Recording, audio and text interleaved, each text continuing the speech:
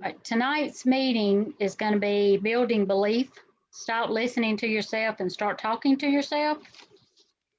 Um, so we can just talk about this. It says to, write things down, but we'll just talk about it and go from there. So belief is such a critical component to achieving any goal.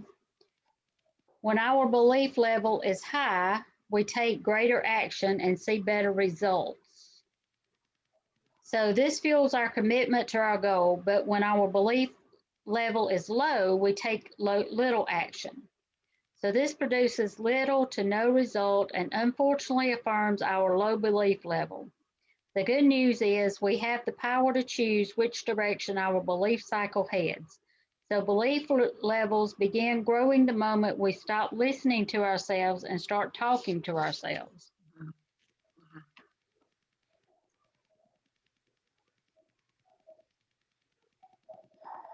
Okay, repetition breeds truth. Our brains have difficulty deciphering the difference between true and false statements. When we let our thoughts run wild, repeating negative statements, our brains can mistake repetition for truth. Before long, we've built stories that stifle our belief and limit our results based on thoughts that are completely inaccurate. But we can change. We can control the narrative that we send to our brains, and we can fuel our minds with positive, self-affirming thoughts to build our belief. Rhonda, Yes. I'd heard not too that long ago, and you guys probably heard it too, that the Nazis said that if you repeat something often enough, people will believe it.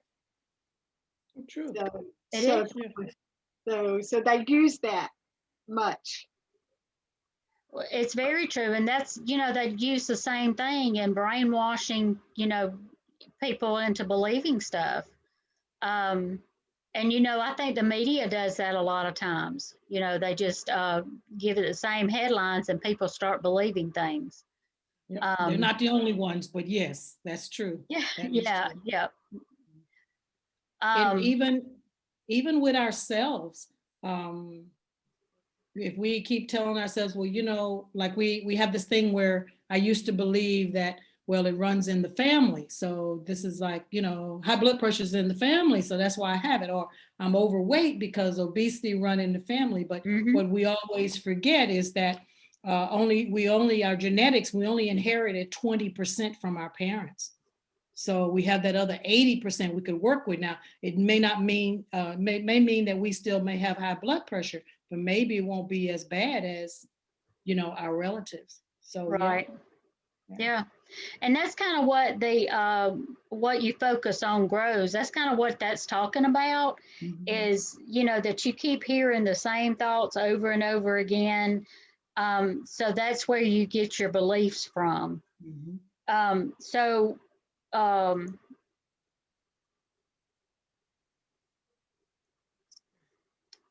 was kind of trying to read through this so I don't have to read it for word, but so as we travel with our thoughts, in a new direction, our trails fade and new ones become favored. All right. So, what negative things have you believed to be true that have taken root in your thought life? So, what negative things have you always heard that may or may not be true? Well, like some people, you talk to them and they say, well, everybody in my family's big bone. Yeah. I'm still trying to figure that one out. Here it is 70 years later. I'm still dealing with it.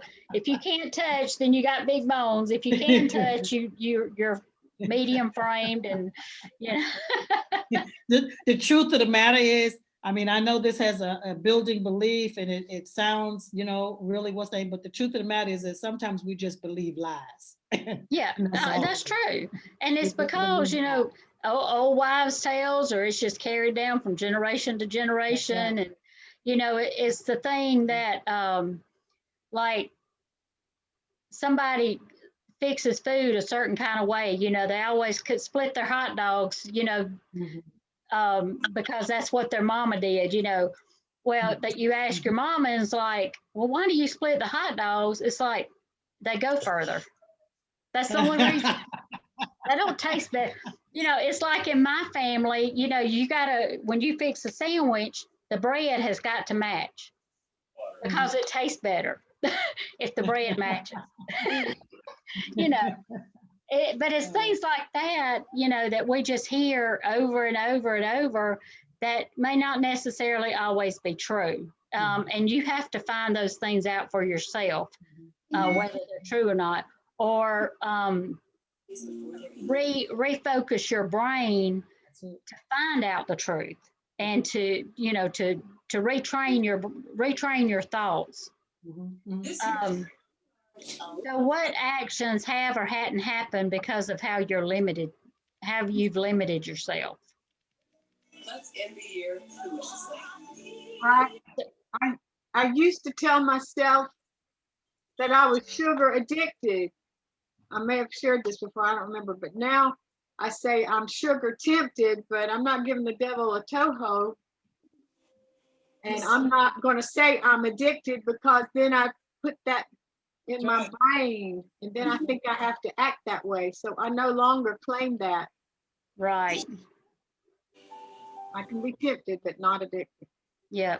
I mean, And you know, people that are heavier, you know, they think of all kinds of excuses, but you know, a lot of times I hear it's hereditary, and you look at their parents or grandparents, and all of them are big, but it's because they've been taught a certain way to eat, or a certain way to live, or how to be active, and you know, it just carries down through the family, and they think it's because of, you know, their parents' genetics and things like that. They don't try to do anything about it to change how their appearance is.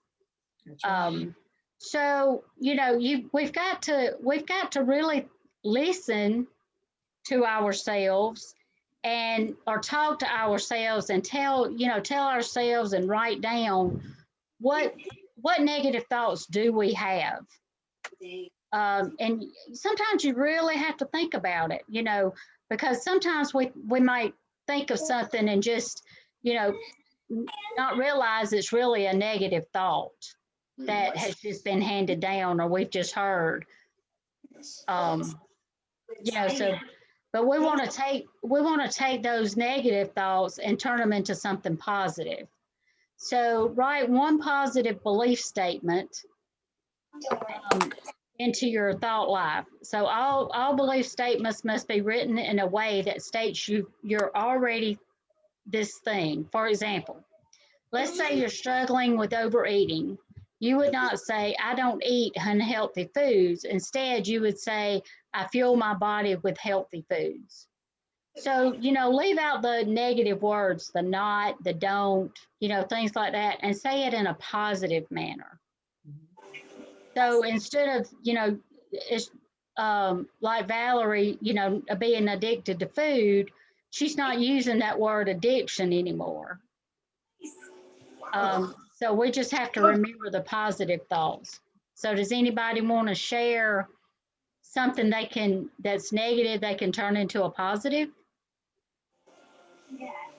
Valerie? Well, I think my biggest negative thought occurs when I see people cooking and eating these delicious recipes on Facebook or watching a commercial. But really, it's when I see someone I know making this really delicious meal or posting a picture of their plate that's got fried chicken and all these things that I love. Mhm. That I haven't been able to eat now for a long time, but that doesn't mean I don't still love them. So when that happens, I just have to tell myself that even though I'm deprived is the word I use, I feel deprived. But even though I am deprived of some of those things, I am healthier than they are. That sounds kind of egotistical, but I'm healthier than they are, and maybe I feel better about myself, because so often those people that are posting those pictures of all that good food, they aren't happy with themselves. Yeah, but maybe instead of using that word deprive, maybe we should use another word in its place, a more positive word. Oh, Mhm. that's a negative. That's a very negative word. So It is. We all know that we are built, so as soon as somebody say we can't do something, we want to do it. Yeah, We're all built exactly. like that. It's just so in it. What word would you choose, Irene? Instead of other word? deprive, instead of deprive, you know what? I'm going to have some chicken today, but I'm going to fix it a different way and a different recipe so I can have that chicken. So you're still going to have it. It's just going to be prepared differently. you can say, I'm thankful or I'm blessed that I have made healthier choices, Yep, that's a good one. Mm-hmm. and I'm strong enough to change. Besides, oven baked chicken with the stuff on it is just as good as fried. Yeah. Yep. He will go with you. Sure, just quit your jobs and sell your house. Why Yeah. not? And there's several different ways that you can prepare stuff that, taste about the same. So yeah, and if you think you're deprived, you're gonna struggle more. That's right. That's why if I tell myself I'm going on a diet, I just want to eat everything in sight. That's right. Yeah. So I can't tell myself that, I'm going on a diet. And recently, I can tell you, I feel like this is a negative thought, but I do feel like that I'm addicted to sugar, and just anything sweet. But I have recently discovered that it is my choice whether I eat that sweet or not. And I have chosen to eat less of it. So if I do eat something sweet, it's going to be a lot less of it. These all at the same time. So, you just have to turn those negative thoughts and negative words into a positive. And, when you say the word out loud, you talk to yourself. So you need to listen to what you're saying. And just say it out loud. And if you have to, get in front of a mirror and say it to yourself. And you're more apt to listen than just to say it out loud. Mm-hmm. But and a lot of times when you say it out loud, it becomes real. That's true. When kids are little, one of the things that they teach them in education is that for the parent or the guardian, whoever they may be, always talk positive for the child. And there's a reason for that. It's because the brain takes in everything that you say. And so if you, like, for instance, if you and the dad aren't doing well or not together, you're just like your dad, you ain't no good. You ain't gonna never be no good. Yeah. Well, the kid go, you know what? Dad wasn't never no good, so why should I be good? But that's what we've been telling them, and that's what their little brain has gotten. Mm-hmm. When our daughter was young, we used to tell her, you could be the president of the United States. You can be anything you want to be. And she grew up thinking, I can be anything that I want to be. And that is true. We can. Yeah. We really can. So we only put the limitations on ourselves. That's right. And that's anything in life, and weight loss especially, it's hard enough to do it. But when you start thinking in negative thoughts regarding your weight loss and your health, then you're never going to get to your goal. So you have to start thinking positive. And if it helps, just take a sheet of paper in just a few minutes and jot down some of the negative things that you have in your life that hang on a minute. Just write down some of the negative thoughts that you've had throughout your life, and write down something positive to go along with or to make it better. And just, turn away from the negative thoughts. 25% off. Get 15% off at your West You know, even for people that are sick, when like, for instance, people that being, say, diagnosed with cancer, that's one of the things that they teach them to do is to think positive.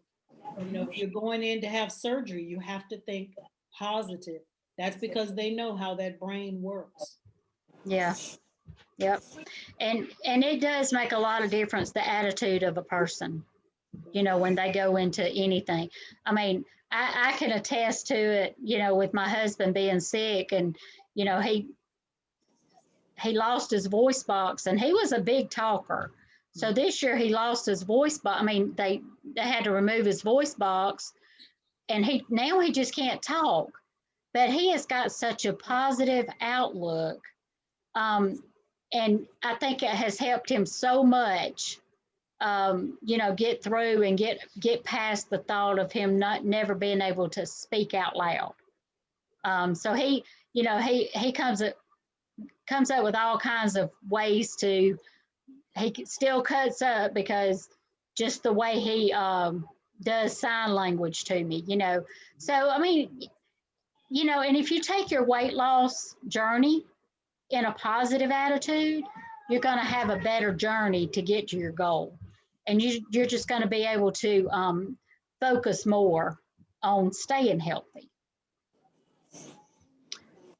Okay, so once our minds believe that you tell it the truth, your action will shift, your results will grow, and your goals will be met.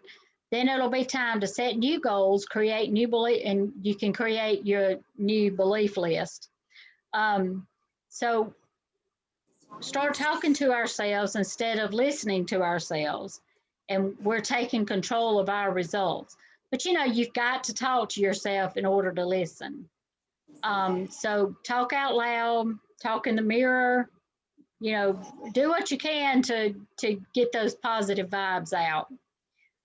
So we're not just believing big things, but knowing them and staying and seeing positive results.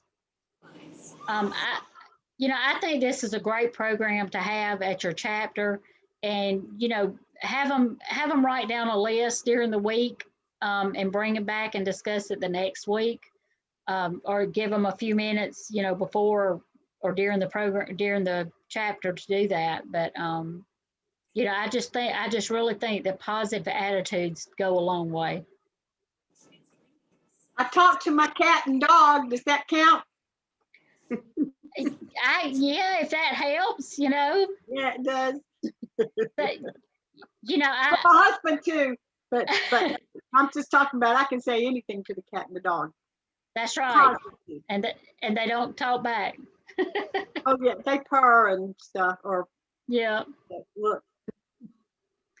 Well, and too, a lot of times, you know, if you just tell things out loud, Yeah. you know, if you're feeling bad, or if you know, you feel like you've messed up, or